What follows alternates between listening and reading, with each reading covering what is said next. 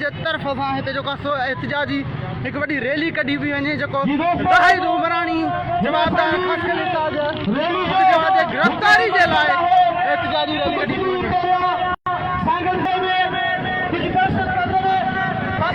तमामु वॾा मंदर आहिनि हिते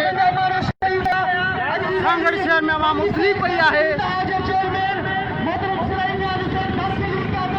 तमामु वॾी हिते जेकी ख़ल्क़ अची वई आहे सराई नियाज़ी जे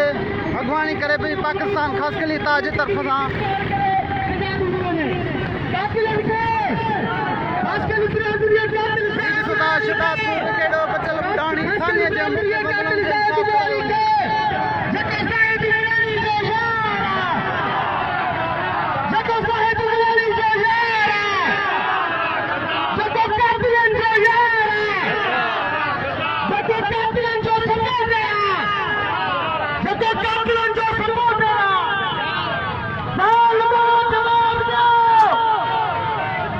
हिते जेको आहे सो सिविल सोसाइटी खे गुज़ारिश आहे हिन धरणे में शामिल थियनि हीउ धरणो तमामु जेको आहे सो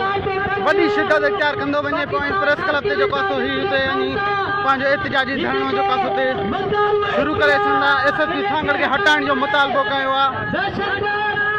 तमामु इंसानियत सां हमदर्द खणंदा इंसाननि खे अपील आहे त हिन धरणे में वधि खां वधि शिरकत कंदा